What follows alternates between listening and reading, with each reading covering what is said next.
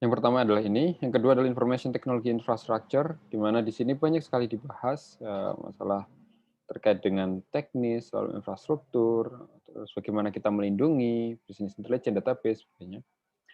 Dan yang ketiga adalah ini, key system application for the digital age, dan yang keempat adalah building and managing system. So far nanti kita akan berhenti di chapter ini karena pekannya sudah tidak memungkinkan sepertinya, tidak memungkinkan untuk sampai di sini. Jadi kita fokus di sini di pertemuan terakhir. Namun jika ada waktu nanti kita akan mencoba di sini secara global saya coba beri ulasan. Kalau misalkan ada waktu. Tapi sepertinya agak sulit karena mengingat ini sudah pekan ke-13. Nah, yang akan kita bahas pada hari ini adalah ini, Achieving Operational Excellence and Customer Intimacy, Enterprise Application. Ini materinya. Sumber slide-nya utamanya diambil dari yang version 2014, cuma ini sudah saya verifikasi, saya komparasi dengan yang ada di sini. Jadi insya Allah sudah relatif update, termasuk contoh gambar-gambarnya ini sudah gambar yang 2019. Nah, misalkan seperti ini sudah 2019 dengan menyertakan social networking data dan sebagainya. Sedangkan 2014 belum ada. Jadi bisa dilihat perpindahannya social network itu mulai terasa di level enterprise dalam 5 tahun terakhir ini. Ya, kita mulai diskusinya. Oh iya, disclaimer. Kalau biasanya di pertemuan sebelum-sebelumnya, karena mungkin masih menyangkut aspek teknis atau mungkin relasi, misalkan securing sistem atau database sebagainya, itu kan masih teknis dan mostly maksudnya relasi dengan latar belakang keilmuan saya masih relatif kuat. Namun di sini nanti saya ingin lebih banyak kita berdiskusi karena mungkin saya paham secara teori di kelas seperti itu, enterprise dan sebagainya, mungkin studi kasus di tempat perusahaan, namun hanya sebagai konsultan yang durasi pendek. Sedangkan Bapak Ibu mungkin di sini lebih pengalaman karena setiap hari menggunakan terkait enterprise system dan sebagainya, termasuk customer intimacy. Ini akan kita bahas, ada 4 poin bahasanya. Yang pertama kita menjelaskan, kita akan berdiskusi terkait enterprise system, untuk to achieve operational excellence. Jadi secara global enterprise system, lalu bagaimana value-nya seperti apa. Dilanjut dengan ini. Jadi di sini ada dua dua bahasan lanjutan. Yang pertama adalah supply chain management (SCM). Lalu yang kedua adalah CRM (Customer Relationship Management). Dan yang keempat adalah challenge-nya ketika kita consider enterprise system dan sebagainya. Dan bagaimana teknologi yang saat ini digunakan. Oke, langsung saja. Kita mulai dari yang pertama, how business use enterprise system to achieve operational excellence. Kita mulai dari ini studi kasusnya NVIDIA, anticipate the future. Problemnya di NVIDIA adalah permintaan chipnya itu volatile. Jadi long production lead times, manual planning processes, jadi harus di-maintain karena mungkin naik turun seperti itu, yang stabil. Nah, solutionnya ada sistem to forecast demand and reduce forecast planning time. Mungkin oh ya ini studi kasus 2014. Mungkin kalau sekarang NVIDIA problemnya di masalah production ya. Seperti yang mungkin GPU dan sebagainya itu kan demand-nya sangat banyak sekali dan harganya mungkin di pasar sangat ini jadi barang langka kalau yang GPU-nya NVIDIA hari ini seperti itu. Ya karena mungkin kaitan sama blockchain dan sebagainya ya. Sehingga para gamer itu kesulitan dan biasanya ngeluh di sosial media. Nah, tapi kembali tadi kan masalah misalkan oke demand-nya tinggi, tapi production-nya bagaimana kemampuannya, terus supply chain-nya bagaimana?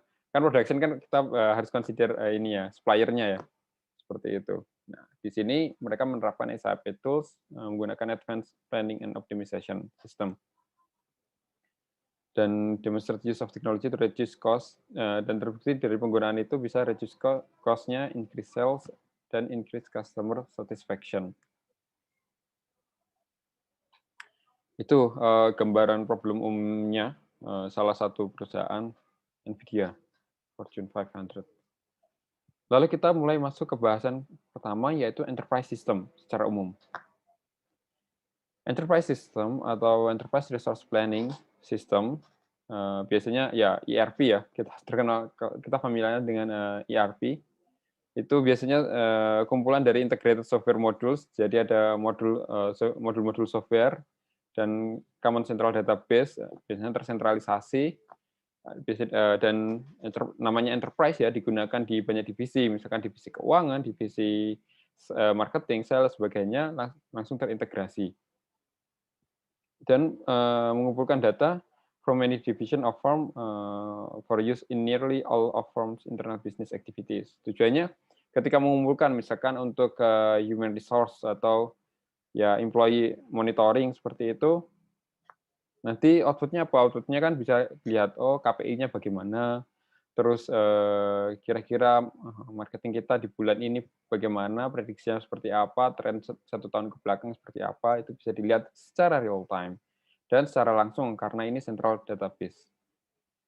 Dan yang keempat ini, information entered in one process is immediately available for other processes. Karena database-nya tersentralisasi, jadi update-nya real time seperti itu. Mungkin sudah cukup familiar. Nah, ini saya mulai diskusinya. Saya mau diskusi lewat ini, Jamboard. Sebenarnya saya harus dulu. Bapak Ibu, apakah ada yang pernah menggunakan Jamboard? Ini Google Jamboard? Belum. Belum ada ya? Oh ya. Belum, Pak. Jadi sebenarnya ini adalah salah satu tool untuk collaboration, jadi interaksi agar tidak hanya saya berbicara di depan laptop tapi tidak ada respon balik seperti itu, dan pasif. Nanti kalau pasif ngantuk biasanya. Nah, jadi ya makanya ada tool collaboration. Sebenarnya ada banyak, ada Miro, ada ini Jamboard. Jamboard ini punyanya Google, kelebihannya fiturnya cukup sederhana, kita bisa langsung pasang-pasang seperti itu. Ini saya coba share linknya, silahkan dibuka. Ini tidak ada tipuan ya, tidak seperti minggu lalu ya, karena ini literally memang collaboration tool untuk ini. Jadi, nah ini mulai muncul banyak akun kan. Walaupun kelebihannya, enaknya kalau pakai Jamboard ini kita tidak perlu login, langsung bisa berpartisipasi. Sedangkan kalau yang Miro misalkan, jangan dibawa-bawa. Ya, ini karena bisa edit. Oke, sip, sudah mulai. Nah, di sini saya ingin bertanya, ini seperti papan tulis ya. Bapak Ibu bisa nulis langsung. Nah, nulisnya di sini pakai sticky note, lalu dituliskan. Pertanyaannya ini, mengapa kita memerlukan enterprise system? Kira-kira menurut Bapak Ibu sekalian, mengapa? Ya kan, agar pekerjaan lebih mudah dan koordinasi lancar, misalkan seperti itu. Ini saya langsung ketik saja. Nah, silakan Bapak Ibu membuat dan tulis di sini. Tidak perlu menyebutkan nama. Jadi jawabannya bisa lebih bebas lah. Oke, monitoring. Ini saya rapikan. Yang lain? Oh, silakan diatur. Ya. Sip. Data ter-record dengan rapi.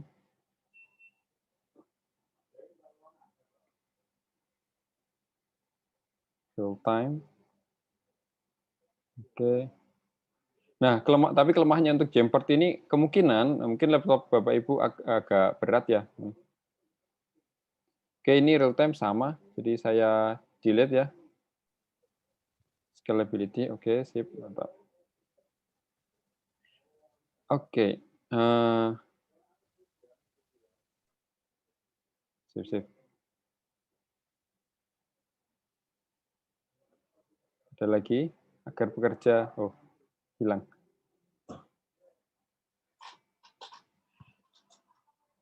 Dari sini kita coba mungkin skim seperti itu. Sesuai dengan best practice dunia, yes, tujuan enterprise system, streamline business process kurang lebih sama. ini ya untuk koordinasi, mempermudah koordinasi divisi, lebih cepat dan aman. Lebih cepat, definisi lebih cepatnya ini mungkin silakan diperjelas cepat apanya seperti itu. Kalau mungkin real time ya maksudnya. Dan aman. Kalau aman, sebenarnya enterprise system central database-nya jebol, langsung jebol semua. Cuma ya relatively lebih terpusat kontrolnya, jadi amannya seperti itu. Kasih ke seluruh sistem informasi, cepat integrasi, bekerja monitor perkembangan, data sistem single entry and closed loop, oke, sip.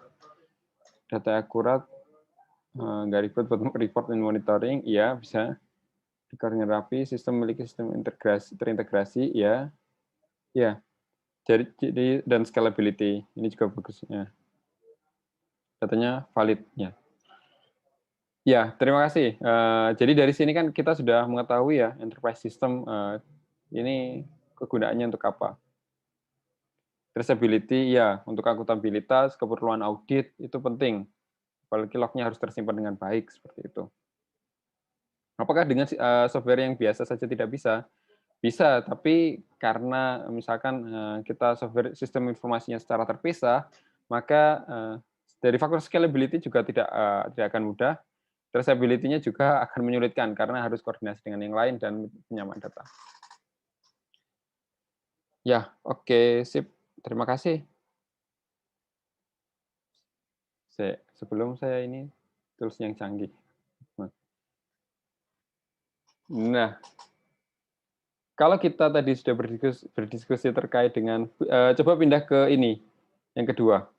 Kalau tadi kita sudah berdiskusi terkait dengan mungkin kelebihannya atau kegunaan enterprise system, sekarang kira-kira mana yang lebih baik? Perusahaan kita yang menyesuaikan standar proses bisnisnya enterprise software, misalkan harus existing software SAP, ya ERP, dan sebagainya, atau software yang harus banyak dimodifikasi agar sesuai dengan proses bisnis perusahaan.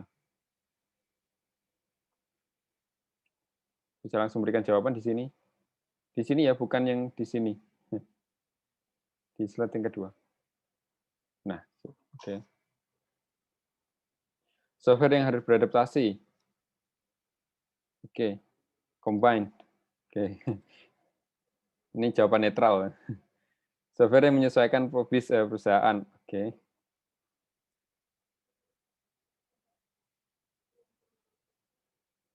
Perusahaan yang menyesuaikan. Oh, ini saya pindah ke sini ya. Ini yang ini company tengah. Software harus beradaptasi. Software menyesuaikan profis. Software mengikuti perusahaan. Software menyesuaikan. Oke. Tergantung kebutuhan. Ada berapa bispro perusahaan yang tidak dapat terimplementasi. Oke, ini agak ke tengah. Jika toolnya sesuai kebutuhan, perusahaan cukup akan memakai standar. Software yang harus mengadaptasi. Oh, ini cukup. Nah, ini bisa di zoom. Menyesuaikan perusahaan yang menyesuaikan. Oke. Menyesuaikan proses, tapi bisnis proses harus siap terhadap sistemisasi. Ini sepertinya ya karya ketemu. Perusahaan yang beradaptasi. Oke. Tes, minggir dulu ini. Software yang menyesuaikan semakin fleksibel membuat software akan sebuah perusahaan. Software mengikuti proses bisnis. Software yang menyesuaikan. Kalau kita lihat jawaban di sini, 1, 2, 3, 4, 5, 6, 7, 8, 9 versus 1, 2, 3, 4. 1, 2, 3, 4. Ini saya anggap jawaban tengah ya. Combine tergantung kebutuhan seperti itu. Sepertinya masih ini ya. Kalau kita melihat di sini, nah ini yang saya amati perbedaan ketika di tingkat lokal dan tingkat internasional atau mungkin dalam kasus ini ketika di teori itu, maksudnya di praktik yang dilakukan di buku itu adalah di kasus di US. Di Indonesia, kita karena masih masa transisi, mostly kemungkinan ketika kita langsung berubah ke mengikuti, dari sini mungkin kelihatan ya, mayoritas masih memilih ya, software yang menyesuaikan seperti itu. Karena memang proses bisnisnya satu, bisa jadi mungkin kita kurang tahu bahwa proses mungkin yang optimal di software itu seperti apa, atau best practice-nya bagaimana, atau kita tahu, tapi memang proses bisnisnya tidak tercover karena faktor company culture seperti itu. Sehingga software-nya harus mengikuti. Apakah salah ketika ini software yang menyesuaikan? Ya, sebenarnya bukan di sini tujuannya bukan benar atau salahnya, cuma kita lihat di culture di perusahaannya tersebut. Bagi yang perusahaan yang multinasional, biasanya nanti perusahaannya akan menyesuaikan.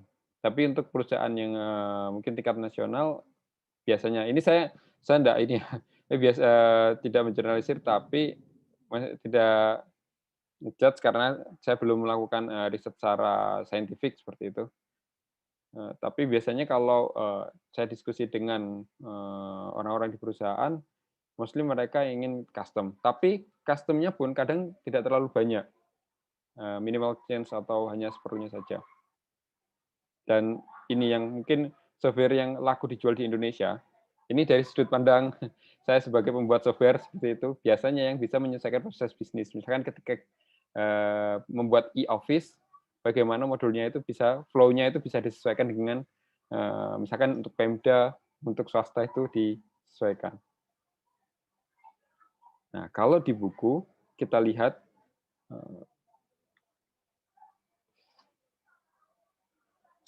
di buku itu ditulis di sini.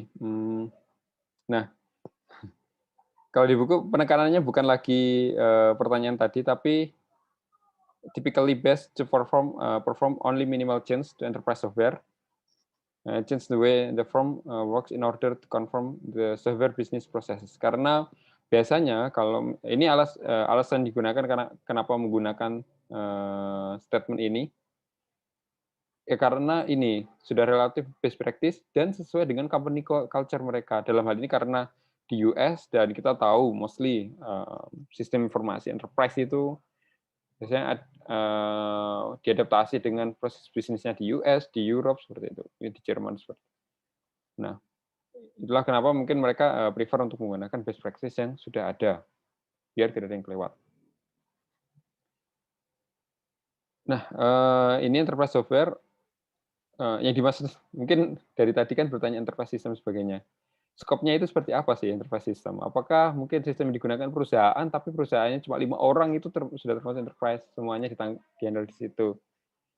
Bisa jadi ketika itu sudah menghandle, ini bukan berapa orang yang menggunakan, walaupun berapa orang yang menggunakan itu menentukan ininya ya, skill-nya. Tapi lebih ke bisnis prosesnya bagaimana. Apakah bisnis proses dari hulu ke hilir itu dihandle semua atau diintegrasi semua. Kalau di sini build around thousands of predefined business process that reflect best practices.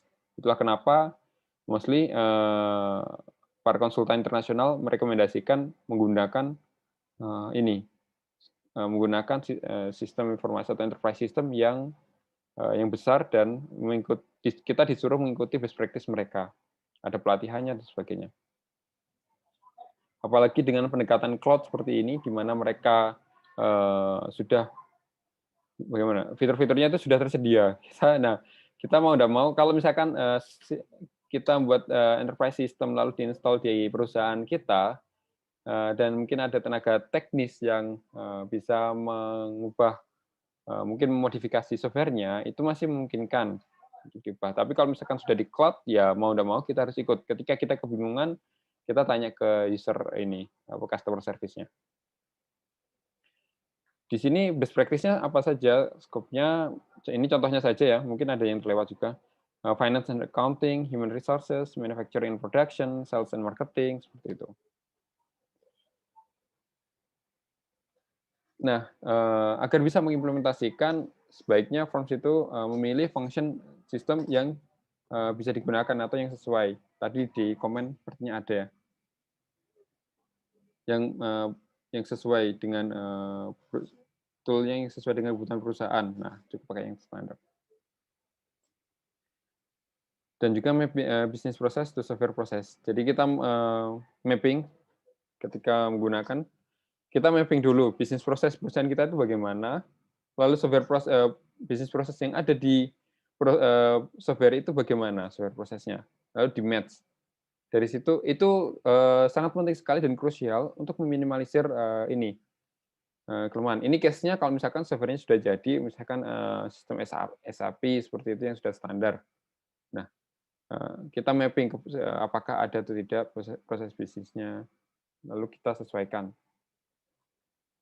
And use software configuration tables for customizing. Nah, ini untuk customizing, tapi customizing yang tidak terlalu signifikan. Hanya mungkin mengubah flow secara minimal atau per divisi. Custom secara modul tertentu. And how it works, seperti ini kurang lebih, ada sales and marketing, manufacturing and production, human resources, and finance accounting. Disclaimer, ini yang dibahas adalah enterprise system kan tujuannya untuk meningkatkan profit ya. Jadi lebih ke bisnis atau perusahaan ya, atau yang mungkin layanan yang mengejar ini satisfaction, customer satisfaction, atau ini profit oriented. Nah, untuk akademik bagaimana?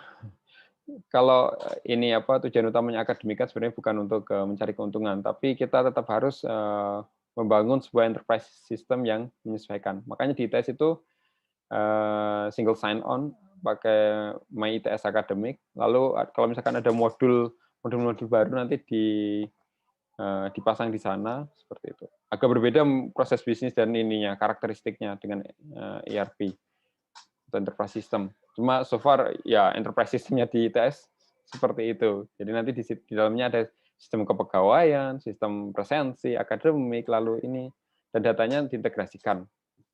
Pertanyaannya adalah, apakah hari ini datanya sudah terintegrasi? Beberapa iya, beberapa punya database sendiri. Jadi tidak semuanya. Tapi mostly saat ini sudah bisa berkomunikasi via API. Jadi misalkan di sini, finance and accounting misalkan kita di sini ada finance misalkan ada kalau ini human resource di sini ada data yang beririsan atau data yang sama misalkan employee itu ada di sini juga karena mungkin terkait dengan finance accounting misalkan. Nah, employee ada di sini dan di sini juga ada employee human resource. Bisa jadi ini di sini ada data yang tersimpan sendiri dan di sini berbeda. Namun ketika diintegrasikan nanti bisa selaras karena mungkin ada kebijakan tertentu misalkan mungkin karyawan lama atau ini yang tidak semuanya langsung adapt dengan sistem yang baru atau datanya tidak memungkinkan. Ya kalau misalkan ini datanya tidak cukup kan tinggal dilengkapi dan sebagainya. Tapi misalkan track record-nya tidak sesuai dengan misalkan ada perubahan proses bisnis perusahaan. Nah, bisa jadi datanya tetap tersimpan secara parsial di sini dan di sini, namun ada mekanisme untuk penyetaranya. Itu secara nanti secara teknis integrasi. Nah, di sini bisa dilihat mungkin banyak aspek ya. Mostly ada 4 yang di ini, karena mungkin ERP, resource kaitannya dengan resource planning. Oke, lalu dengan menggunakan enterprise system, manfaat apa yang bisa didapatkan? Atau business value apa yang bisa didapatkan? Nah, business value-nya adalah ada 4. Increase operational efficiency. Tadi sudah, kalau ini sepertinya sudah dari hasil jawaban tadi, operational efficiency dan sebagainya kan sudah ada di jawaban yang pertama tadi ini. Provide from wide information untuk support decision making. Ya, wide information karena langsung reliable dan akses seluruh informasi. Nah, ini sudah centang. Enable rapid response to customer request for information or products. Ya, rapid response reliability. Bukan reliability, tapi real time. Rapid response. Lalu include analytical tools to evaluate overall organizational performance. Kita lihat.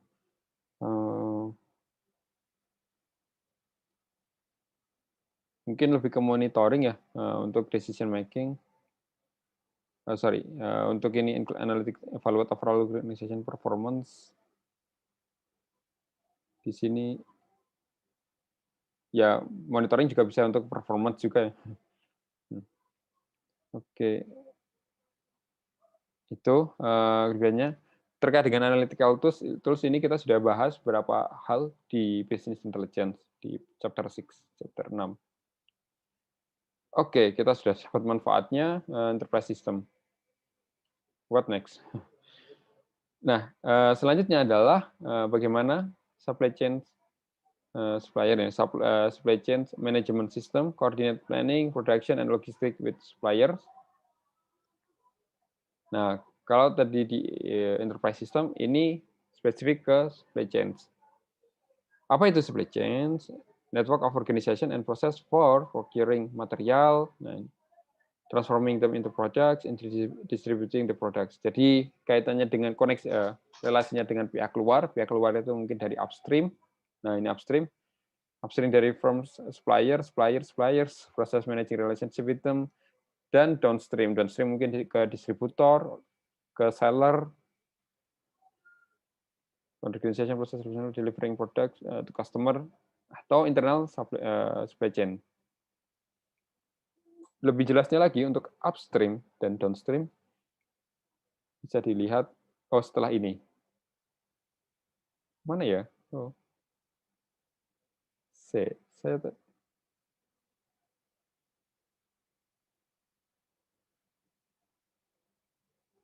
maaf. Oh, ini dilihat dari sininya. Saya lihat di sini.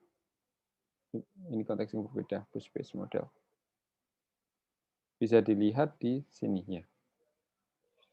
Biasanya upstream kaitannya dengan supplier. Bisa jadi supplier langsung, kontrak dengan kita. Ini studi kasusnya Nike, kontrak langsung, atau subnya yang lebih kecil, yang lebih raw, data raw, mungkin yang ya sampai di level ini ya, di lapangan yang sangat kasar sekali, buruh kasar seperti itu, atau bahan kasar. Nike, untuk Nike ini ada tier 1, 2, ada lapis 1, 2, sampai 3. Lalu distributor, retailer, customer, order return request, repair, service request, payment itu di kategorinya dalam kategori downstream. Inventory level, delivery schedule, payment terms ini juga masuk ke sini, area ke downstream. Ini studi kasusnya di Nike. Nah, kalau berbicara misalkan contohnya Nike ini, pasti di sini kita teringat ya, ada pabriknya di Jakarta, di kota mana, mohon maaf. Saya iseng-iseng mencari tahu, mungkin Bapak Ibu yang lebih pengalaman, karena mungkin suka koleksi seperti itu. Coba saya klik ini, Indo Trading.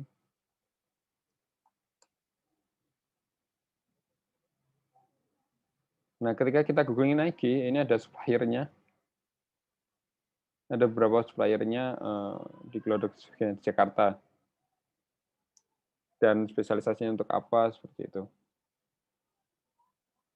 Let's say, misalkan kita ini Danone. Nah, di sini juga ada latar belakangnya, ini suppliernya. Ya, kurang lebih itu cukup variatif dan banyak kalau Nike di Indonesia. Ininya. Kalau Samsung, Samsung sudah pindah ke Vietnam, seingat saya. Karena banyak teman-teman saya yang kerja di Samsung Indonesia antara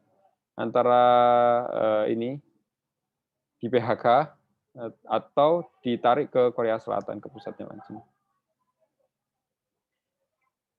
Nah, supply chain management ini bisa memotong ini kalau misalkan tidak ada efisiensi, misalkan tidak optimal, itu bisa memotong company operating cost based on research by this book sampai 25% operating expense hilang. Oleh karena itu perlu diperhatikan juga ini just in time strateginya, makanya perlu ada supply chain manajemen yang jelas agar jelas just in time strategi. Maksudnya just in time itu apa? Components-nya arrive as they are needed. Jadi kalau misalkan ya memang ketika dibutuhkan atau forecast-nya kira-kira kebutuhannya sekian dan memang datang sekian pada hari itu kebutuhannya menyesuaikan. Atau misalkan kelebihan sedikit atau kekurangan sedikit itu tidak terlalu mengganggu proses bisnis utama atau mengganggu customer satisfaction secara signifikan. Finish good ship after leaving assembly line. Nah ini kalau yang ini lebih ke mungkin katanya supplier, kalau ini katanya nanti pengiriman ke ini distributor. Safety stock buffer for lack of flexibility in supply chains. Nah ini adanya namanya safety stock. Jadi misalkan di distributor pengadaan harus ada mungkin cadangan berapa seperti itu. Jadi kalau misalkan misalkan ada tiba-tiba saja marketnya naik seperti itu. Nah itu perlu diperhatikan. Dan selama pandemi ini kemarin ketika saya berdiskusi dengan orang Telkom ini untuk melihat tren-tren ini, tren apa saja yang mungkin rendah dan apa saja yang naik seperti itu. Misalkan food and beverage itu naik sekitar 9%, clothes itu naik sekitar banyak, clothes itu baju itu sampai 30% atau berapa. Terus kebutuhan kecantikan itu juga naik. Nah, itu kan harus diperhatikan dengan adanya pandemi ini. Nah, nanti dengan adanya setelah misalkan let's say dan kita berharap semoga segera pandemi selesai, apakah tetap seperti itu atau mungkin trennya berubah, normalnya pasti akan berubah ketika sudah mulai offline. Nah, dari situ perusahaan juga harus menyesuaikan supply chain manajemennya. Jadi safety stock-nya itu harus disesuaikan. Bisa jadi mungkin menurun, tapi setelah ya karena menurun seperti itu, otomatis ketika stoknya sebelumnya ada banyak dan dirasa cukup, ternyata di gudangnya banyak. Dan ini menimbulkan masalah. Apa masalahnya? Ini, bullwhip effect. Artinya adalah information about product demand get distorted as it pass. Jadi informasinya itu berbeda. Kenapa? Karena mungkin kita dapat request-nya dari dari distributor. Tetapi di customer itu sebenarnya misalkan distributor ada request kenaikan tajam. Padahal di level customer atau di level retail itu stabil aja, tidak ada kenaikan signifikan. Nah, akhirnya barangnya menumpuk di gudang seperti itu. Dan itu kan sangat berpengaruh sekali untuk expired seperti itu. Ini bullwhip efeknya, inaccurate information can cause minor fluctuation in demand. Demand for a product to be amplified. Bisa di level ya mungkin saja di level upstream atau downstream. Misalkan di upstream ini kebutuhannya meningkat sehingga ininya di sininya harus produksi banyak atau harus simpan banyak. Kalau begitu nanti rusak seperti itu. Biasanya yang berpotensi parah itu adalah produk-produk yang punya masa expired. Ya mungkin food and beverage seperti ya buah-buahan sebagainya. Ekspedisi itu kan harus diperhatikan.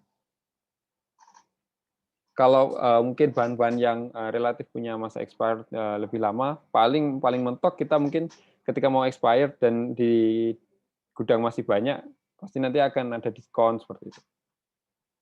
Biasanya kalau di Superindo, saya mengamati kalau di Superindo itu ada beberapa produk yang, ini ada diskon banyak. Dan dilihat mungkin dari expirednya mau habis seperti itu. Ya, which is normal seperti itu. Nah, ini contoh problemnya. PNG. Ini ada jadi ada pengalaman PNG ini ada request high inventories disposable diapers in various point. Jadi permintaannya di level distributor itu banyak. Ini. Jadi customer purchases in store were fairly stable. Jadi biasa-biasa saja, tapi order distributor spike when PNG offered aggressive price promotion. Jadi mungkin seperti untuk safety stock ya. Jadi distributor minta ini banyak stok yang banyak. Tapi akhirnya karena ini fairly stable, ya akhirnya menumpuk banyak seperti itu. Ini diapernya, disposable diaper. Nah, cara mengatasinya bagaimana? P&G revise its marketing, sales, and supply chains, and use more accurate demand forecasting. Jadi sudah menggunakan data analytics approach, lalu mungkin sistemnya sudah terintegrasi dari ujung ke ujung. Dari mungkin di sini, dari customer sampai manufacturer, atau even sampai di sini seperti itu sudah disesuaikan.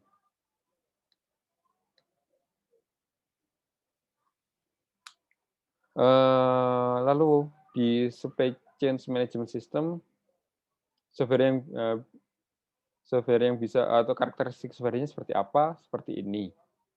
Ada supply chain planning system, jadi ada planning sistemnya, model existing supply chain, lalu enable demand planning, optimize sourcing and manufacturing plans, lalu establish inventory level, sama identify transportation modes. Jadi mode transportasinya bagaimana. Ini harus ada gerak cepat ya waktu. Misalkan contohnya waktu terusan Suez itu terblokir sama ini sama kapal apa Evergreen yang itu. Jadi karena terblokir terpengaruh antara di Asia dan di Eropa. Nah, ini harus sebenarnya supply chain-nya harus mantap ini. Jadi perubahan transportation mode atau mungkin route-nya bagaimana. Mostly solusi yang waktu itu saya baca berita itu banyak yang ini lewat Tanjung Harapan. Jadi muterin Afrika ke sini. Tapi butuh waktu berapa 12 atau 17 hari seperti itu. Nah, ini agak riski sekali untuk produk-produk yang expirednya cepat atau yang butuh ini segera disebar. Yang kedua adalah supply chain execution system. Nah, kalau di sini lebih ke planning-nya, sedangkan decision-nya langsung ke decision-nya tetap di stakeholder. Sehingga di sini eksekusinya bisa langsung secara sistem. Ini biasanya untuk yang kalau studi kasus ini di Walmart. Gitu. Ya kalau kita ini swalayan seperti itu. Manage flow of product through distribution center and warehouses. Jadi karena produknya misalkan swalayan, itu kan variatif sekali ya. Kalau misalkan dilakukan secara manual, mungkin planningnya sudah jelas seperti ini. Tapi kalau dilakukan secara fully manual seperti itu akan exhausted sekali. Jadi ada yang otomatis, nanti notifikasi ke supplier, ini perlu kirim sejumlah ini seperti itu. Lalu software apa yang saat ini ada? Ini mostly untuk yang ini ya, skill yang menyediakan skill middle sampai besar. Besar ini yang bisa diakomodasi untuk Fortune 500, GTS Software, SAP, Oracle, ini Offer Supply Chain Management Solution. Dan di sini saya ingin bertanya ke Bapak Ibu sekalian, apa yang dimaksud dengan demand planning? Silakan dijawab di sini. Nah, demand planning di sini itu yang dimaksud apa sih? Silakan di slide ketiga.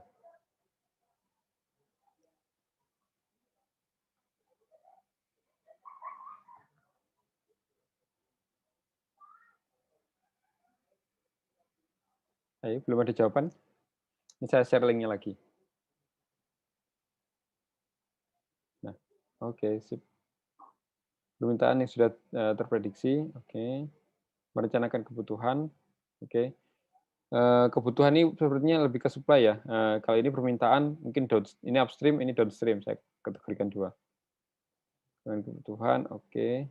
Prediksi permintaan secara agregat, ini sih permintaan pelanggan, ketersediaan barang, prediksi demand produk, oke. Lebih ke prediksi demand, perencanaan berdasarkan supply demand, mungkin di demand ini downstream-nya. Oke. Produk di masa depan.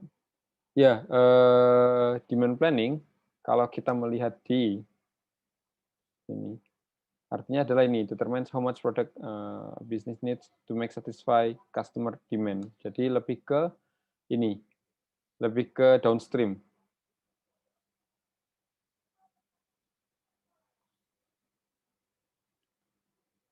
Oke.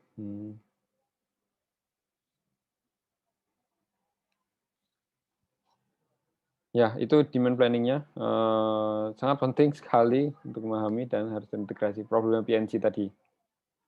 Ini contoh lain di Land O'Lakes butter. Mungkin kita jarang konsumsi ini karena mungkin bukan pasarnya seperti itu. Di sini butter ya, become fresher with demand planning. Jadi menyesuaikan kebutuhan, akhirnya produksinya ya menyesuaikan kebutuhan pasar seperti itu. Sehingga produksinya dapat disesuaikan dan ya intinya dengan produksinya dapat disesuaikan menjadi lebih fresh. Ini mengimplementasikan Oracle's di mantra management decision, change management decision ini di mantra as a solution for Land O'Lakes. Dan akhirnya dapat dioptimalkan. Mungkin ini secara umum, kita langsung lanjut lagi saja. Nah, isu yang muncul ketika kita berbicara supply chain SCM ini adalah yang pertama pasti faktor greater geographical distances. Jadi faktor geografis itu sangat berpengaruh sekali. Lalu time differences, ini perbedaan waktu, ini jadi sangat cukup berpengaruh juga. Lalu partisipan from different countries, jadi mungkin partisipan ini bisa jadi dari sisi customer-nya, different countries, atau dari sisi supplier-nya, dari different countries. Kenapa? Karena kalau beda, itu different performance standarnya. Jadi, let's say, produk yang dijual di Eropa dengan produk yang dijual di Asia itu mempunyai standar yang berbeda. Even kebetulan saya koleksi Lego, mainan Lego ya, cuma Lego for adults itu. Lego ketika di-deliver ke Europe, biasanya mereka ada ininya, menyesuaikan dengan pabriknya. Antara pabriknya yang dekat, ya mungkin faktor geographical juga, atau mungkin ada informasi tambahan yang diberikan. Tapi tidak terlalu berbeda sih biasanya kalau untuk Lego. Secara quality tetap sama, karena pasti ada standar quality-nya. Cuma bagian performance-nya ada informasi tambahan yang diberikan itu ada perbedaan sedikit. Termasuk di sini different legal requirement. Kan kalau misalkan kita terkait dengan apa ya? Biasanya kalau legal requirement ini saya paling terlihatnya mungkin karena domain saya adalah social network platform. Jadi misalkan Facebook beroperasi atau WA, WhatsApp beroperasi di Indonesia dengan beroperasi di Eropa itu punya standar yang berbeda untuk legalnya. Misalkan GDPR mengharuskan mengharuskan bangun data center di sana seperti itu dan sejenisnya. Kalau yang menurut saya yang menarik dan tapi ini agak sulit sih. Kalau di Eropa itu ada ketika maskapai itu terlambat lebih dari 3 jam, kita itu bisa menuntut dan dapat keuntungan. Dan ada biro jasa pihak ketiga yang bisa mengusahakan. Kita tinggal memberikan tiketnya saja. Tapi ketika ini terkait dengan legal ya. Tapi ketika kita bicara di Indonesia, mungkin kita tidak akan semudah itu. Misalkan ya ada perusahaan maskapai yang mungkin sering telat seperti itu, tidak akan bisa dituntut seperti itu dan ininya juga berbeda, legalnya beda. Lalu yang selanjutnya untuk kalau tadi masalah isunya, salah satu solusinya ini adalah internet help manage global complexities dengan adanya warehouse management, optimalisasi warehouse, transportation management, logistik, and outsourcing. Nah, yang poin terakhir ini outsourcing. Mostly mungkin mayoritas made in China ya. Jadi dari iPhone sampai mungkin merek yang merek murah sekali seperti itu ya made in China. Apakah bermasalah? Tidak. Yang karena mungkin sampai saat ini masih biaya ongkosnya itu masih lebih murah dan mungkin dari segi pengalamannya sudah lebih baik. Mungkin bukan hanya Cina, ada yang di Taiwan, lalu Vietnam, kalau untuk tekstil itu Bangladesh, Indonesia, seperti itu. Nah, yang bermasalah atau yang membedakan adalah bukan berasal dari mana negaranya, tapi standar kualitasnya, itu pasti. iPhone dengan mungkin mohon maaf, mungkin HP Cina yang mereknya ganti-ganti setiap bulan seperti itu sama-sama made in China, tapi mungkin beda, yang pasti beda pabrikan, beda standar seperti itu. Ya, itu yang membedakan. Kalau sebelumnya bagaimana? Sebelumnya biasanya, nah ini ada tendensi juga biasanya. Jadi kalau misalkan produk, let's say produk kesehatan kita made in Jerman, Siemens misalkan, made in Jerman sama made in yang mungkin made in Cina. Ya saya tidak menganggap ini ya, tapi mostly customer biasanya relatively akan memilih yang made in Jerman karena dari sana standar di level employee-nya juga sudah tinggi dan requirement-nya itu sangat ketat seperti itu. Sehingga harganya juga berbeda.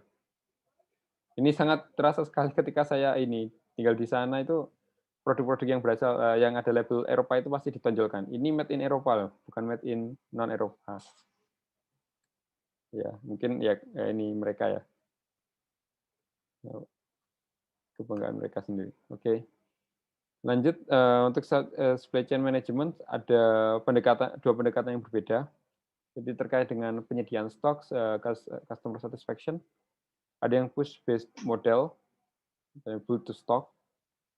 Ini ya earlier ini ya ini supply chain management yang earlier.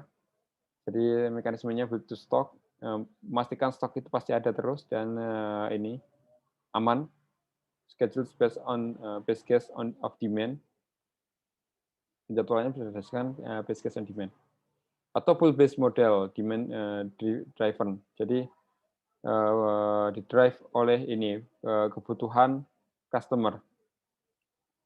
Ini biasanya mereka sudah mengutamakan ini web based, misalkan dari integrasi. Let's say di marketplace A ininya berapa transaksi hariannya, kira-kira seperti apa, seperti itu. Nah itu sudah di analisis web based dan real time katanya. Customer orders trigger event and supply chains. Atau lebih advance lagi ini, ketika ada order dari customer, misalkan kita order di IKEA, situsnya IKEA resmi, IKEA klik, oh, dan mungkin banyak diminati dengan yang lain juga order seperti itu. Nah itu akan trigger events. Oh kalau begitu produksi ini harus lebih banyak dibandingkan produksi mebel yang lain. Sudah ada triggernya. Lalu ini lagi internet enables move from sequential supply chains to concurrent supply chains. Maksudnya apa? Supply chains ini sebelumnya mungkin sequential ya urutan. Ketika mau produksi A, barang dari supplier A harus sudah ada. Lalu sebelum barang supplier A sudah ada, dari supplier mungkin dari environment-nya atau ininya mesinnya sudah ada, atau mungkin supplier A tadi, supplier B, nah nunggu supplier B dan sebagainya. Second level sama tier. Tier-nya itu level-levelnya itu harus menyesuaikan.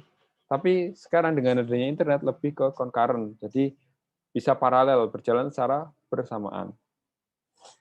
Complex network of supplier can just immediately.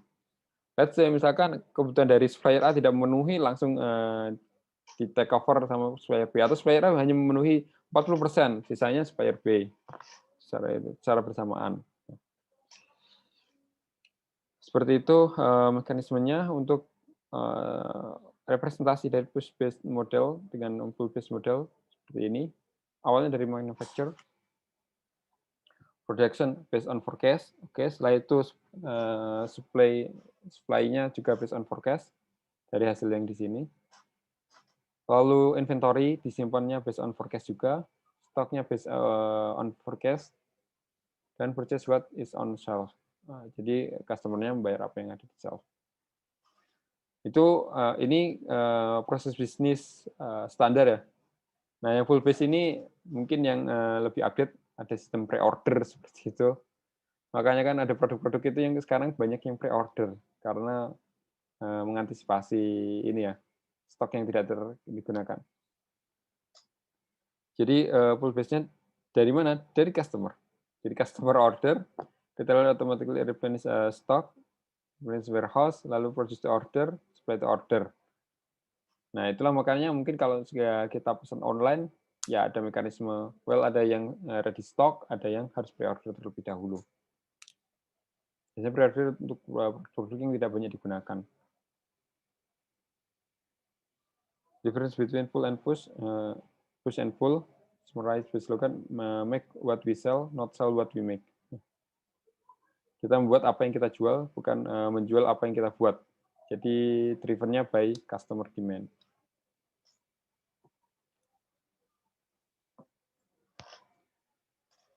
Ini feature internet driven supply chain, jadi langsung saling terintegrasi, ada seperti ya nervous system, sistem saraf ya saling terintegrasi, satu dengan yang lain langsung terkait, tidak ada sentralnya, tidak ada awal dan akhirnya. Well mungkin tidak sepenuhnya seperti itu, cuma mostly drivennya tetap mungkin antara ini base-nya antara dua ini, antara mungkin dari manufacturer atau dari customer.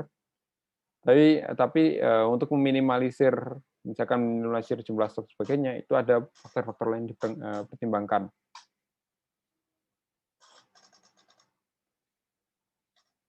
Provide multidirectional communication among firms, networks of firms, and e-marketplace.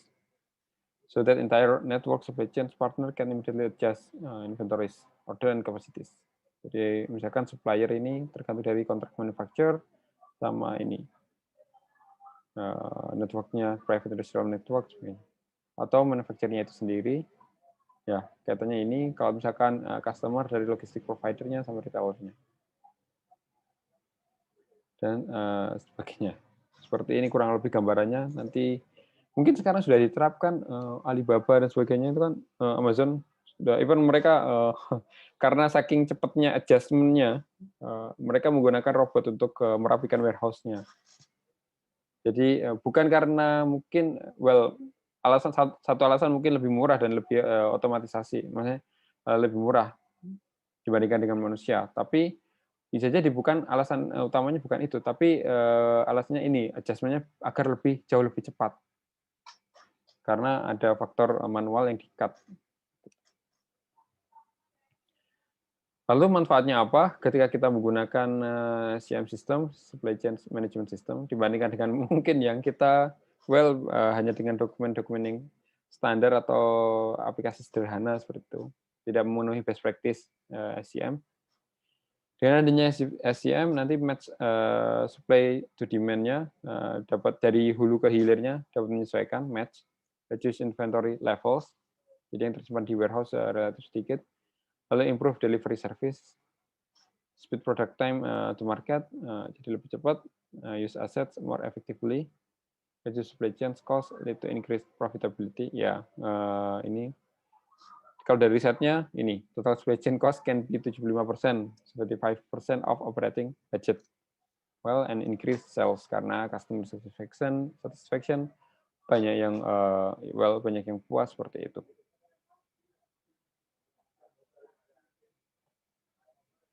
Itu terkait dengan supply chain. Oh, Bapak Ibu, kalau misalkan ada yang mau ditanyakan atau didiskusikan atau mengoreksi, silakan disampaikan. Ya, seperti yang saya sampaikan di awal tadi, mungkin saya tahu di teorinya atau dari baca buku atau mungkin praktek secara sedikit. Tapi Bapak Ibu yang mungkin lebih pengalaman untuk di lapangan. Seperti itu. Customer relationship management system helps firms achieve customer intimacy. Jadi ini kedekatan atau relationship customer-nya. Tadi sudah untuk supply chain, sekarang adalah customer relationship management CRM. Tujuannya untuk apa? Untuk mengetahui customer kita. Personalisasi, kalau bahasanya di sosial media dan mungkin aplikasi platform-platform digital. In our business, too many customer and too many ways customer interact with firm. Jadi untuk bisnis yang besar itu customer-nya ada banyak jenis strategi yang berbeda untuk berinteraksi dengan antara customer dengan firm-nya.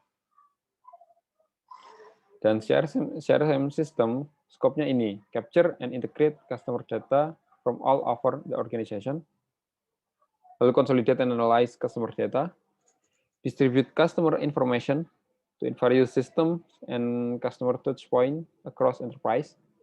Jadi misalkan dengan customer service, dengan produk yang disediakan, dengan even sampai dari user experience, ketika mengakses webnya itu diperhitungkan. Dan provide single enterprise view of customers. Jadi single enterprise view of customer. Jadi sebenarnya bukan kita melihat di satu sudut pandang, tidak. Dari data-data yang dikumpulkan tadi, well, kita bisa melihat secara enterprise view-nya seperti apa. Ya enterprise view-nya mungkin dari divisi A sudut pandang ini, divisi B sudut pandang ini, dan sebagainya. Nah, di sini banyak mention atau ini dituliskan customer data. Kita kembali ke Jamboard.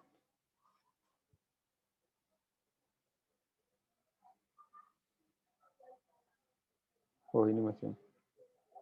Oke, kita masuk ke Jamboard. Yang keempat. Mungkin sebagian Bapak Ibu di sini perusahaan atau bekerja di perusahaan yang memiliki banyak customer, tapi mungkin berapa yang tidak. Tapi tidak apa-apa, ini partisipasi saja.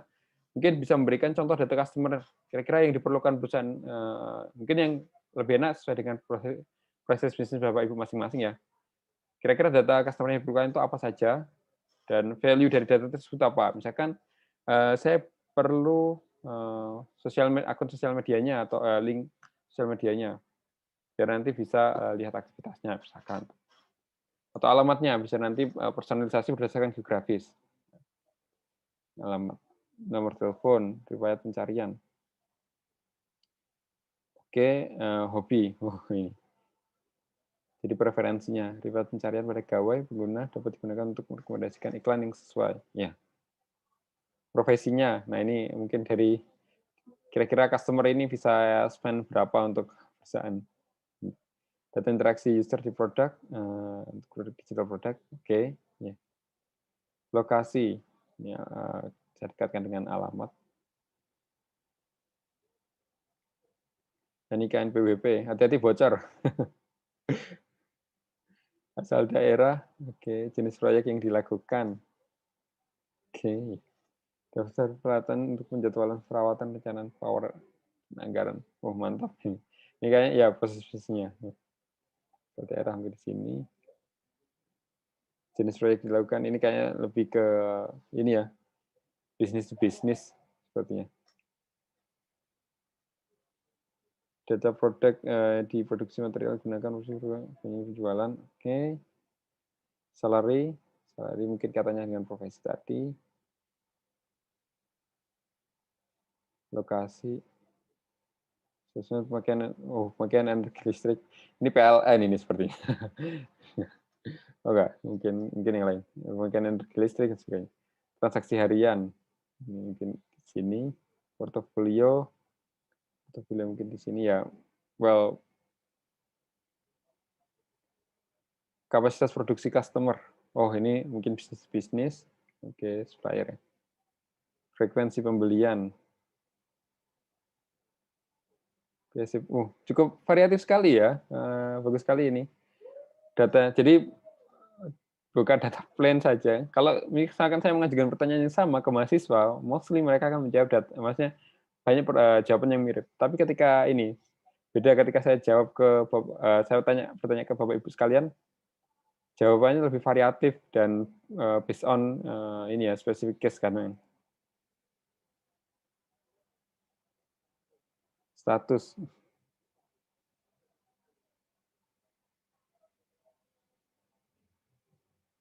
Pribadi, interaksi, sini database email, status, customer behavior, interaksi, behavior, pandangan politik. Saya penasaran ini mungkin bisa menuliskan di sini, maksudnya pandangan politik ini bisnis value-nya apa ya? Ini cukup ini, even di skala Facebook ini mereka tidak terang-terangan memerlukan pandangan politik, walaupun mereka memetakan juga seperti itu. Sudah kandung ini.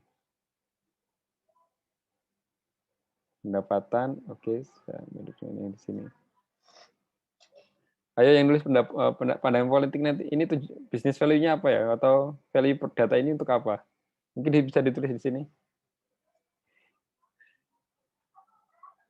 Penonton penasaran nih, alma mater. Oke.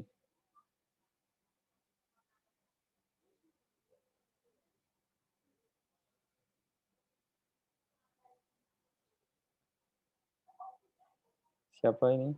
menuliskan. Halo, ini siapa yang menuliskan ya? Nggak ada yang mau ngaku ini.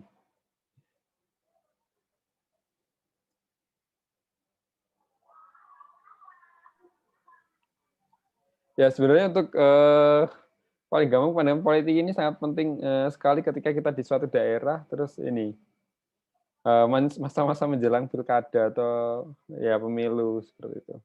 Misalkan bisnis yang percetakan itu sangat ini sekali. Jadi mereka harus menyediakan konten-konten atau mungkin raw material 2011 ganti presiden. Oh ya ini buat hashtag baju dan sebagainya itu ya untuk tekstil. Trennya dilihat trennya seperti apa. 2019 bukan ganti presiden tapi semua kandidat presidennya di pemerintahan.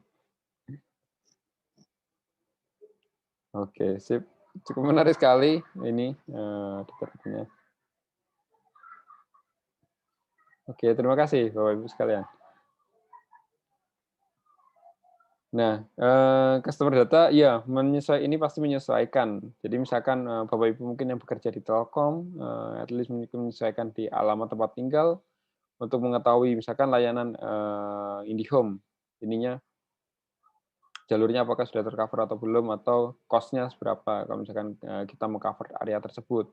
Kira-kira potensinya seperti apa. Nah, itu harus diperhitungkan.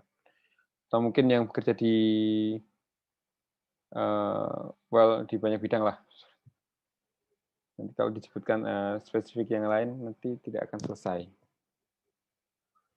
So far, secara besar, garis besar, data ini yang diperlukan. Misalkan kebutuhan sales, apa telepon sales, ini nomor teleponnya, webnya, web salesnya, retail store-nya bagaimana, dan field sales-nya seperti apa. Data penjualan ya ini. Lalu untuk data service, customer service, call center data, jadi record log-lognya semua percakapan call center itu coba diolah. Kalau mau diolah secara advance itu teks ada ini teks analisisnya nanti dari speech to text, setelah itu dieja dan di ini sentimen analisis seperti apa. Lalu web service-nya ditampilkan. Nah, ini cukup penting sekali untuk hari ini. Jika Bapak Ibu bergerak di bidang digital, itu menyediakan web self-service. Kecuali kalau perusahaan Bapak Ibu adalah perusahaan yang besar dan mungkin sudah ada community-nya. Jadi mungkin bukan web self-service, tapi ada forum community-nya. Biasanya produk-produk software atau games sebagainya itu ada komunitasnya. Lalu wireless data, oke. Field service data, wireless data ini sepertinya lebih ke metadata HP-nya, metadata device-nya. Jadi mostly ketika kita kontak misalkan customer service, mereka akan nge-grab customer itu apa?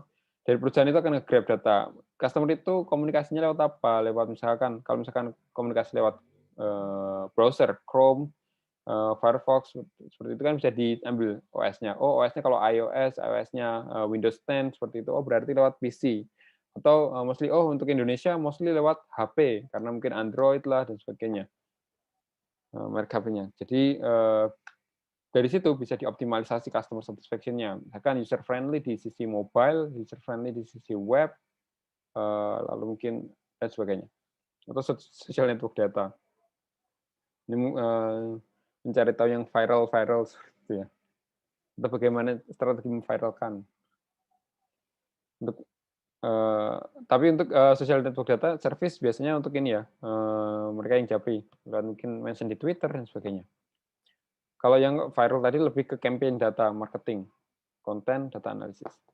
Kira-kira yang diperlukan apa seperti itu.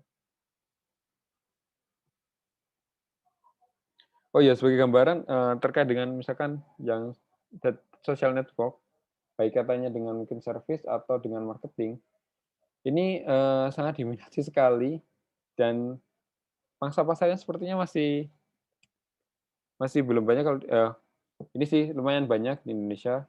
Cuma berapa bulan atau setahun 2 tahun yang lalu mendapatkan reportnya dari Drone Emprit kalau mungkin tahu dari Ismail Fahmi itu nilai kontraknya itu bisa sampai satu kontraknya bisa sampai nilai M seperti itu. Makanya bisa menyediakan server banyak dari hasil disertasinya. Dan customer-nya bukan hanya di Indonesia, ada ada ini juga partneran dengan yang ada di Paris. Sangat menarik bisnis big data ini. CRM software, software-nya apa saja? Biasanya software-nya ini bukan software-nya, tapi apa saja, tapi karakteristik software-nya apa? Mungkin ini package range from niche tools, jadi sampai yang spesifik sampai large scale enterprise application, sangat spesifik sampai yang sangat general disediakan. Lebih khusus lagi comprehensive have modules for ini partner relationship management. Ini mungkin relationship dengan supplier atau mungkin pricing, promotion, order atau kerja sama partner lah. Misalkan Trivago, let's say. Partnernya adalah ya hotel-hotel seperti itu. Tools for to assess partner performance. Nah, ini juga bisa dilihat misalkan kalau di Gojek seperti itu ya. Ini kan bisa dilihat ya ini partnernya adalah tukang ojeknya. Nah, itu bisa dilihat performance-nya bagaimana nanti untuk menentukan seberapa besar insentif atau bonus yang didapatkan. Atau dibalik, untuk mendapatkan bonus ini, partner dikasih tahu harus mencapai performance berapa. Itu mungkin yang saat ini dijalankan bisnisnya. Lalu employee relationship management, ini employee, objektif employee performance management, performance based compensation, employee training, kaitannya sama human resource ya. Agar lebih sense of belonging perusahaannya dapat dan aktualisasinya dapat juga. Lanjut lagi, ini package-nya typically include tool for sales force automation, ini untuk penjualan, sales prospect and contact information, sales code generation capabilities, customer service, signing and managing customer service request, web-based self-service capabilities, dan marketing. Jadi, marketing capturing prospect and customer data, scheduling tracking, direct marketing mailings or email cross-selling. Itu harus diolah. Sedangkan major vendor yang menyediakan fitur CRM yang so far relatif lengkap, yang lengkap ya, yang lain, dan berdasarkan best practice, ini ada Oracle, ada SAP, Salesforce.com, atau pakai Microsoft Dynamics CRM. Dan berdasarkan ini penelitian di bukunya Loudon, response by channels for January 2019, promotional campaign. Ini customer relationship management software provides a single point for user to manage and evaluate marketing campaigns across multiple channels. So far yang paling berdampak adalah ini, direct mail. Direct mail ini antara, biasanya kirim ke rumah langsung, dikirim ada brosurnya ke rumah seperti itu.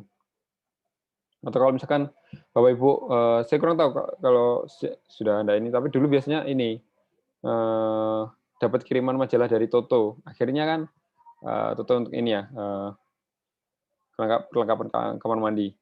Akhirnya ketika mau beli produk, kita referensi utamanya di situ, dan itu lumayan efektif, dan dapat referensi style. Atau mungkin di IKEA. Ketika saya tinggal di Prancis, rutin, jadi setiap season setahun ada 2 ya, mungkin ketika menjelang season ini musim musim dingin, jadi sekitar Desember Januari, dan musim panas itu sekitar Juni Juli, itu menyediakan desain dekorasi yang berbeda, mungkin yang based on yang musim dingin pasti yang hangat, kalau yang musim panas sesuatu yang lebih terbuka, dan sifatnya direct mail, jadi dikirim ke rumah-rumah seperti itu. Sosial media so far sampai 2019 6,7%, tapi nanti pasti akan bertumbuh tergantung nanti trennya seperti apa. Email 17,3%, webnya 16%, telepon 30,8%. Nah, ini mungkin sangat efektif untuk kartu kredit sebagainya, tawaran. Mungkin kita sering dapat telepon untuk kartu kredit seperti itu ya. Ini soalnya mesti 30%, jadi worth to try.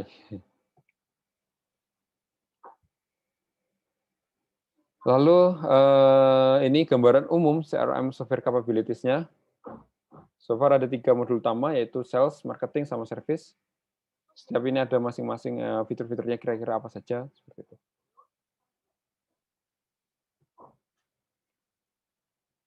Lalu ini Customer Loyalty Management Process Map untuk ini best practice agar bisa mendapatkan promoting customer loyalty, customer service. Ini sangat terasa sekali ketika mungkin di marketplace. Well, mohon maaf ya, saya langsung sebut produk dari awal. Saya seperti Tokopedia, Shopee, seperti itu. Terkadang misalkan ini secara pribadi, misalkan harganya lebih mahal di Tokopedia karena mungkin karena seller dikenakan charge 1 atau 3% dibandingkan di Shopee. Tapi ternyata di Tokopedia ketika beli nanti dapat ada toko poinnya atau ada cashback-nya lebih banyak dibandingkan dengan yang di Shopee seperti itu. Nah, Shopee biasanya free ongkir. Nah, mungkin hal seperti itu juga merupakan strategi customer loyalty management. Ini misalkan dari sini receive service request, obtain customer information, disimpan ke customer data, lalu dicek nanti customer information available, apakah tersedia atau tidak, lalu skor customer-nya itu berapa, kan biasanya adalah kelompok-kelompoknya. Oh, customer ini menyimpan misalkan di satu marketplace itu dalam 1 tahun itu sampai 15 juta rupiah atau lebih dari 15 juta, makanya dia diprioritaskan lebih banyak dikasih bonus seperti itu. High value misalkan jika tersedia dicek skor customer-nya, jika tidak route to best agent dan resolve service issue. High value and loyalty, jika iya langsung provide special offers and service, jika tidak cukup diselesaikan masalahnya. Seperti itu. Ini sangat penting sekali kalau yang produk kita berdasarkan ya customer-nya itu customer berbasis masa yang banyak seperti itu. Beda dengan mungkin B2B ya atau bisnis to government sebagainya. Itu kan sudah jelas. Yang penting kita maintain dengan baik dan maintain-nya sangat personal sekali ya. Oke. Itu ini masih lanjutan lagi. Jadi di CRM itu ada kategori kalau tadi dikelompokkan berdasarkan modulnya.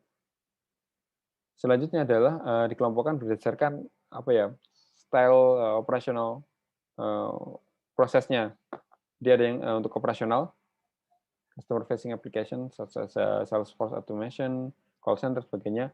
Atau yang kedua adalah analytical. Analytical ini untuk forecasting, untuk ya ini untuk prediksi, terus untuk melihat report seperti itu. Decision support system. Dan ini datanya dasarnya dari data warehouse populated by operational CRM system and customer touchpoint. Customer touchpoint itu sebenarnya misalkan di web. Ini saya berbicara secara teknis dari segi data scientist. Ketika membuka aplikasi, misalkan tadi studi kasus saya membuka IKEA, ikea.co.id di halaman utama. Itu datanya akan direcord. Setelah itu, well saya sudah login, let's say. Setelah itu saya klik misalkan furniture dapur. Jadi ketika setiap aktivitas klik itu akan direcord. Dari situ nanti akan diukur. Jadi ada berapa tahun yang lalu saya mengolah dataset ini.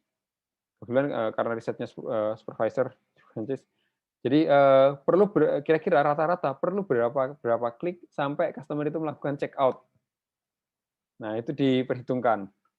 Dan kira-kira kliknya itu mana saja. Jadi kalau misalkan customer mengarahnya ke sini, ke misalkan menu-menu tertentu atau halaman web tertentu, kemungkinan besar dari mungkin track record sebelumnya itu mereka akan check out. Otherwise kalau misalkan yang lain mungkin hanya yang random seperti itu mungkin tidak akan check out. Fungsinya apa? Bisa jadi untuk yang kemungkinan besar check out itu kan pasti ya kemungkinan besar check out kita bisa pasang iklan optimasi. Satu, kita mungkin bisa pasang iklan di sana, jadi nanti kita bisa dapat masukan tambahan dari iklan, atau di lain sisi kita bisa optimalkan tampilannya. Jadi secara user friendly, user experience-nya dioptimalkan. Termasuk mungkin ada informasi bonus dan sebagainya itu dimunculkan di situ. Tujuannya agar check out-nya lebih banyak. Well, itu ininya dari segi data analisisnya. Analisis customer data, ya ini bahasan tadi ya, analisis customer data dari OLAP, aliran data analisis teknik, kita sudah bahas di chapter 6. Dan ini ada namanya customer lifetime value, artinya adalah relationship between revenue produced by a specific customer, the expense incurred in acquiring and servicing that customer. Jadi revenue yang dihasilkan dari customer itu, misalkan saya belanja di Tokopedia, so dalam 1 tahun misalkan let's say saya belanja lebih dari misalkan 15 juta dalam 1 tahun. Lalu expense incurred in acquiring and servicing that customer, misalkan Tokopedia spend misalkan 2 juta untuk memberikan promo-promo selama 1 tahun ini saya melakukan aktivitas pembelian. Expected life of the relationship between customer and company. Nah, ini bisa diperhitungkan. Oh, ke depan kalau begitu kita tawarkan atau style promo apa yang kira-kira lebih tepat, mungkin lebih optimal di sisi company atau lebih agar loyalty-nya lebih bertambah seperti itu.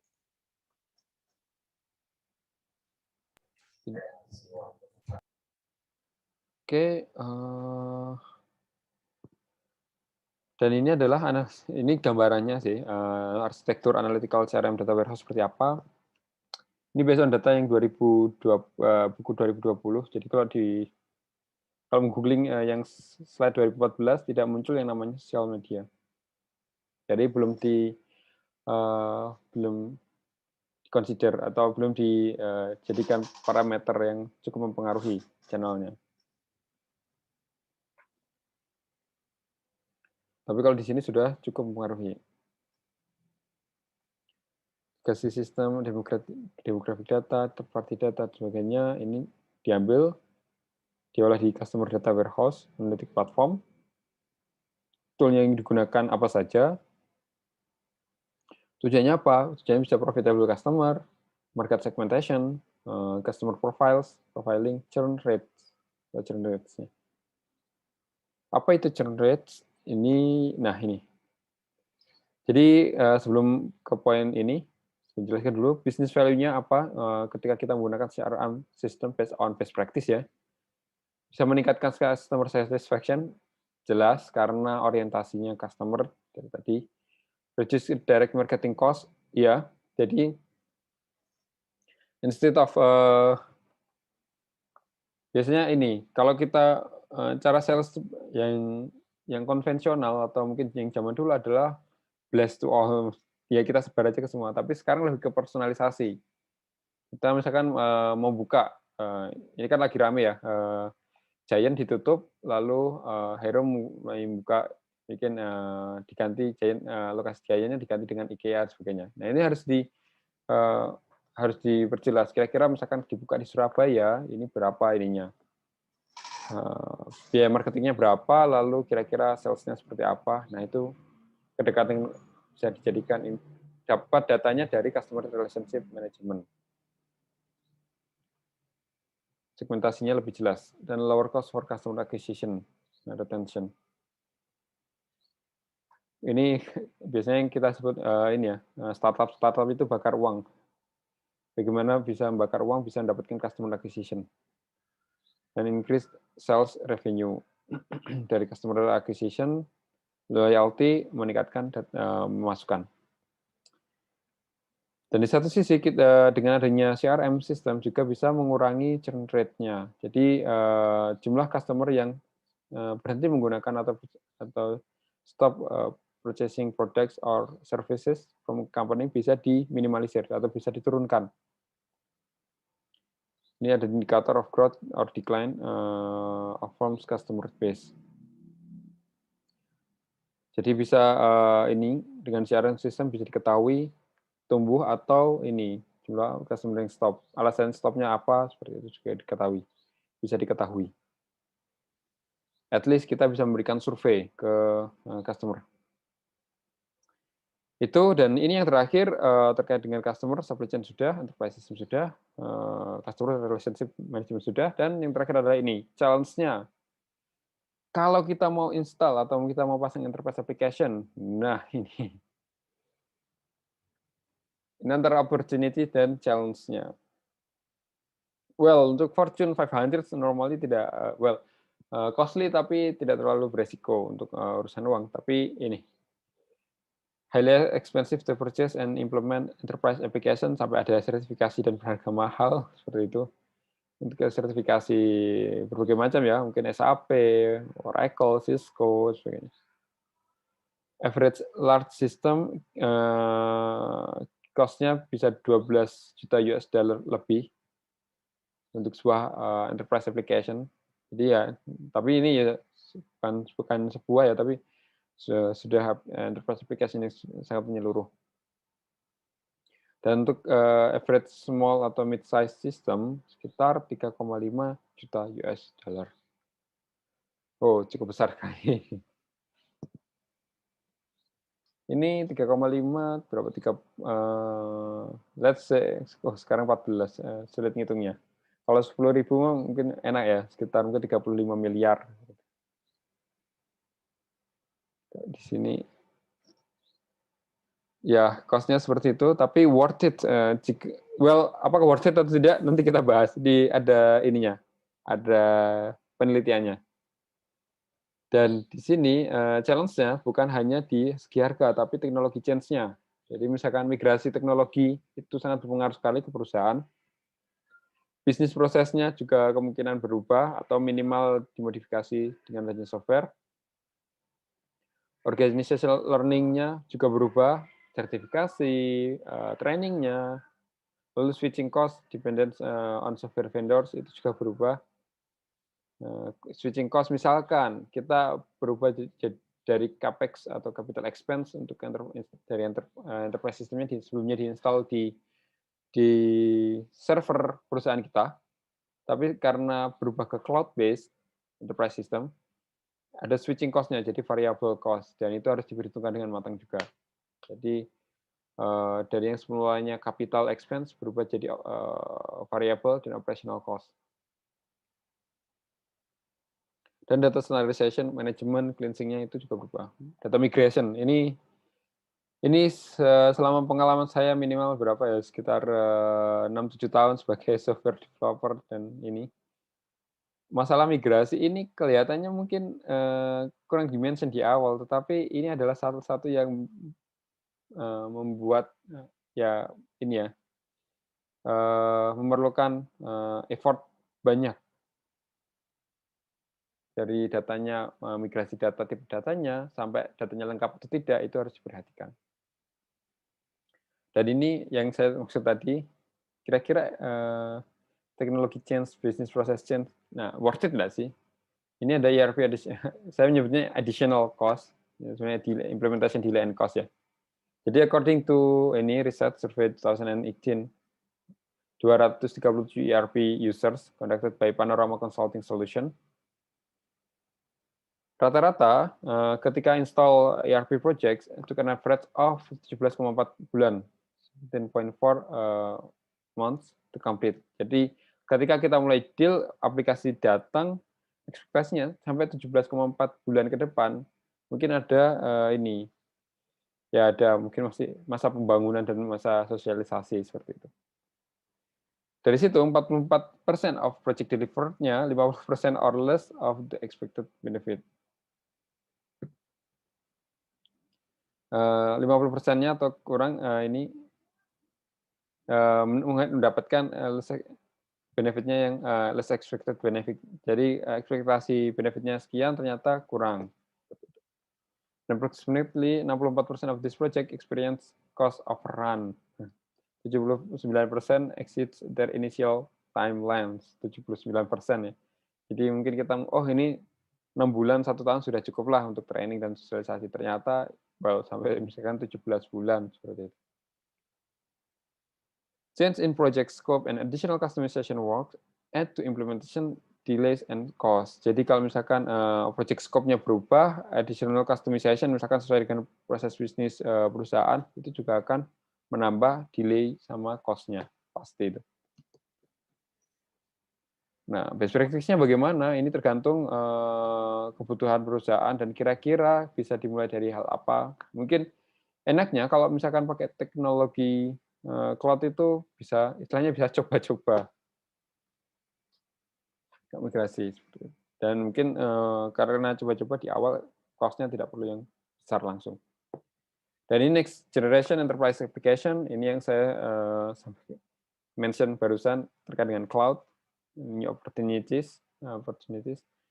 Enterprise solution and suites makes application more flexible, user-friendly, web-enabled, integrated with other system. Actually, user-friendly ini saya tambahkan sendiri karena mostly ketika kita mengoperasikan let's say Oracle, SAP, well, secara tampilan webnya berbeda, tapi mostly mereka ada tampilan umumnya yang relatif sama. Misalkan mungkin menu di sebelah kiri, tombol exit dan user di sebelah pojok kanan atas, lalu ada tampilan tabelnya kurang lebih sama, ada sistemnya data table, bisa di filter otomatis, tanpa perlu reload halaman. Nah, ini saya menyebutkan berdasarkan sisi teknisnya ya. Lalu ada SOS standarnya, terus open source application. Nah, ini cukup menarik kalau misalkan ERP di stylenya open source ya. Lalu on-demand solution atau cloud, selanjutnya cloud-based version, misalkan contohnya ada SAP HANA atau Cloud 365, Microsoft Dynamics 365 Cloud, seperti itu. SAP HANA biasanya untuk yang cloud skill. Functional, lalu ada tambahan functionality for mobile platform, misalkan bisa diakses lewat, fitur apa saja yang bisa diakses lewat HP dan aksesnya berapa. Ini juga harus di-consideration, dipertimbangkan. Itu, dan ini adalah terakhir terkait dengan, ini pertanyaan saya yang terakhir, heads to the cloud. Mungkin langsung saja. Kita kembali ke Jamboard. Oh, ini banyak ternyata ini.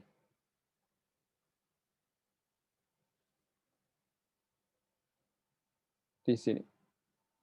Silakan dibuka slide kelima. Silakan dituliskan ini. Apakah Anda punya pengalaman menggunakan cloud-based enterprise application? Sifatnya SAS. Artinya apa? Artinya begini. Bapak, website sistem informasi saya kan sudah cloud-based. Maksudnya saya bisa akses dari mana saja. Iya, mungkin. Cuma mungkin bukan cloud-based secara software as a service, tetapi software Anda diinstal misalkan antara diinstal di cloud atau diinstal di server, ya, di server perusahaan yang bisa diakses di mana saja. Nah, bukan itu yang saya maksud. Yang saya maksud adalah mungkin seperti tadi Microsoft Dynamics 365 atau apapun yang berdasarkan ini software. Jadi ERP-nya itu sudah dalam bentuk software, kita tinggal menggunakan. Kalau saya pribadi, karena domain saya di data scientist, saya pernah punya Oracle, pernah pakai punya SAP, lalu mostly saya gunakan ini ya, server sendiri seperti itu. Tapi so far untuk typical data scientist, ya pernah pakai Tableau juga. Tableau bisa diinstal atau bisa lewat web, seperti itu. Pakai Google Data Studio, tapi so far masih fitur-fiturnya masih tidak se-fleksibel menurut saya, Bro. Fleksibel ketika saya ngoding sendiri untuk data scientist. Kelebihannya cost reduction, ya mungkin perubahan dari capital expense, kelebihan ekonomi, capital expense ke variable expense itu cukup berbeda di awal, dan yaitu mungkin yang menyebabkan mindset cost reduction. Belum pernah hanya demo dari vendor. Oke, keuntungannya tidak perlu melakukan maintenance server, ya. Investasi hardware dapat dilakukan integrasi dengan aplikasi install on-premise. Sangat minim untuk kustomisasi. Ya, ini kelemahannya. SAS itu atau software as a service itu sangat minim sekali untuk kustomisasi. Power BI. Nah, sangat interaktif dan bisa visualisasi data. Pakai SAP, kelebihan cost reduction, tidak perlu install banyak infrastruktur dan maintenance server. Kekurangannya sering down. Wah, ini customer satisfaction-nya ini SAP perlu sini harus harus ditowel. Masa jualan cloud itu harusnya sering uptime-nya itu harus lebih besar dibandingkan dengan ini ketika kita pakai capital expense atau kita pakai server sendiri. Akses di mana saja, kelemahan, keterbatasan fitur dan performa. Ya ini yang tadi keterbatasan fitur dan mungkin performanya tergantung ini ya, karena load-nya seperti itu. Oh, security issue. Mungkin bisa dijelaskan kenapa SAS ini Enterprise Application Cloud Base ya. Kenapa security issue? Karena sejauh yang saya pahami, justru ketika menggunakan cloud itu security issue-nya lebih mudah di-manage. Mungkin bisa ditulis di sini. Maksimo, kayak tampil user friendly, bahkan untuk pemula. Kelemahan fitur terbatas. Ya. Oke, sama. Belum pernah. Oke. Terkadang speed lambat. Ini speed dalam kaitannya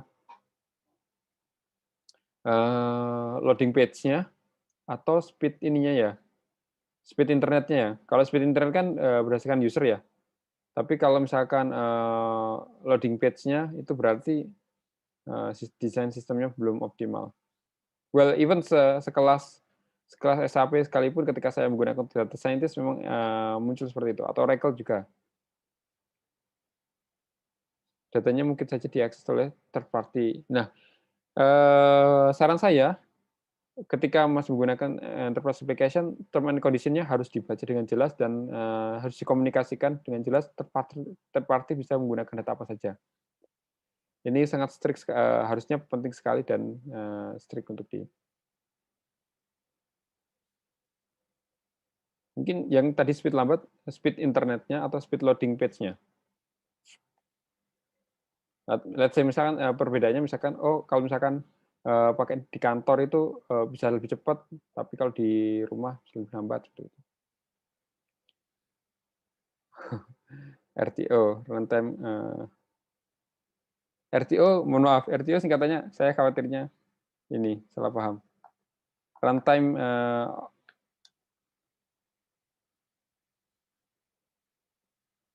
stand for recovery time objective. Oke. Oh, sering maintenance ya? Recovery time. Loading page-nya. Nah, ini ya ini kemungkinan kalau semakin kompleks data ya semakin kompleks sistem loadingnya semakin lama. Tapi normalnya untuk web bisa dioptimalisasi. Well, kalau memang masih digunakan mungkin within time, kalau semakin banyak customer semakin optimal. Ketergantungan dengan koneksi internet kelemahannya. Well, ya. Cuma aplikasi hari ini mostly kita kayaknya juga internet itu beralih dari kebutuhan dari tersier ke premier ya sebenarnya. Kita butuh oksigen, butuh wifi. Pak, mau nanya Pak. Silakan. Pak, kalau misalkan kita di kantor gitu ya, kita menggunakan aplikasi SAP gitu, namun ketika penggunaannya itu harus menggunakan intranet, itu berarti server lokal ya Pak ya, bukan cloud ya? Kalau penggunanya intranet bisa server lokal, bisa cloud, tetapi dibatasi. Jadi di cloud itu ada namanya firewall, ya ada ininya, gateway-nya. Jadi sistem ini hanya bisa diakses oleh IP address di sini. Nah, di sininya itu mungkin didefinisikan oleh teknisinya di ininya, di kantornya. Seperti itu, Pak. Oh, jadi belum tentu itu menggunakan server sendiri gitu ya Pak ya? Ya, belum tentu. Cuma mungkin bisa jadi untuk menggunakan server sendiri juga kemungkinan besar untuk traditional way. Jadi memang Oh iya. MySQL cocok untuk big data namun high cost untuk buka user ID. Ya. Oke, sip. Terima kasih Bapak Ibu sekalian. Ini slide-nya tinggal satu ini. Next generation tadi masih next generation. Ini ada katanya social CRM. Ini opportunities-nya, potensinya. Ini mau nanya Pak, silakan. tentang ERP itu. Ini apa? Kan banyak ERP udah lokal ya Pak. Sebenarnya tuh poin apa sih Pak yang kalau mau dilihat kalau misalnya ada beberapa vendor yang menawarkan fasilitas ERP gitu? Maaf Pak, yang pertama tadi apa? Ada. Enggak ini Pak, kan ERP lokalan kan udah banyak Pak, selain Ya. SAP, Oracle gitu. Hmm. Nah sebenarnya itu poin apa sih Pak yang jadi acuan bagaimana kalau kita mau milih vendor-vendor tersebut? Jujur saya waktu itu pernah ditawarin beberapa, bingung juga gitu Pak. Oh ya. Apa cuma karena harga atau bagaimana gitu? Vendornya ini, vendor dia jualannya lokal juga, ERP lokal juga atau cloud Pak? Ada yang cloud, ada yang lokal Pak. Kalau yang lokal, kemungkinan biasanya red ocean strategy ya paling gampang main ini harganya lebih murah, mungkin servisnya. Yang perlu dipertimbangkan ya ini. Yang perlu dipertimbangkan adalah. Iya Pak, perlu dipertimbangkan. Menurut saya ini short practice based on my short experience ya. Ini cara kualitas ERP-nya. Satu, apakah fiturnya lengkap, mengakomodasi perusahaan kita, bisnis proses perusahaan kita. Yang pertama. Yang kedua, ini ketika ada error atau customisasi atau maintenance, nanti supporting dari vendor itu seperti apa. Itu penting karena bisa jadi kita kalau supportnya lemah atau responnya lemot, kita ngongkos sendiri. Nah itu nanti cost-nya bahasa Jawanya itu bendol mburi. Nah, ini banyak di belakang. Jadi maintenance-nya. Terus yang ketiga masalah harga ya, jelas, tapi biasanya harga tidak. Kalau misalkan fiturnya lebih lengkap, harga lebih mahal sedikit atau lebih mahal. Tapi kalau customer service-nya excellent, saya lebih prefer itu karena itu pasti akan mengurangi biaya ini. Lalu teknologi yang digunakan, Pak. Teknologi yang digunakan itu harus update. Kenapa? Kalau misalkan teknologinya sudah tidak update, let's say saya menawarkan software ke Bapak seperti itu. Terus, Pak, software-nya ini bagus loh, fiturnya lengkap, terus nanti customer service-nya 24/7 deh, seperti itu. Terus harganya bisa miring. Ternyata saya develop-nya, behind scene-nya, pakai mungkin PHP murni atau pakai ini framework yang sangat yang obsolete seperti itu, PHP murni lah. Tidak berdasarkan framework yang best practice, kan framework pakai framework Laravel atau CI atau yang standar. Nah, atau database-nya mungkin database-nya pakai Oracle. Wah, database-nya atau pakai MySQL yang skill-nya yang MySQL biasa seperti itu. Yang terjadi adalah ketika kita mau scale up ke level yang lebih besar, MySQL itu ada limitation-nya untuk misalkan untuk database. Jadi harus consideration dari awal pemilihannya. Yang kedua, misalkan untuk tadi PHP murni, nanti ketika ada employee dari kita masuk ingin pelajari sistem seperti itu akan butuh cost yang lebih banyak karena tidak standar sesuai best practice. Nah, itu dari segi teknisnya, Pak. So far itu sih, Pak, untuk yang dari lokal. Kalau yang dari cloud, pastikan uptime-nya, scalability-nya harus kalau bisa scalability-nya otomatis. Terus auditnya, oh ya, faktor audit itu penting. Log untuk security dan sebagainya ini siapa yang bertanggung jawab itu harus diperjelas. Seperti itu, Pak, kurang lebih. Oke, Pak. Siap. Terima kasih, Pak. Sama-sama. Nah, mungkin itu dari saya, Bapak Ibu. Sudah exit 1 menit. Dan ini adalah tugas mingguan. Tugas untuk minggu depan, buatlah presentasi. Bisa dibuat dalam file PowerPoint, terserah Bapak Ibu, tapi dalam bentuk poin-poin yang ringkas saja. Tidak perlu dibuat dalam bentuk buku atau laporan yang formal, yang membahas enterprise application di tempat kerja Anda. Atau kalau misalkan Bapak Ibu statusnya full student seperti itu, tapi ini kan biasanya kelas malam, biasanya kelas ini ya, eksekutif. Atau yang Anda ketahui saja, misalkan ya di tempat kerja Anda atau yang Anda ketahui. Nah, apa yang dibahas ini bisa 2 poin atau lebih.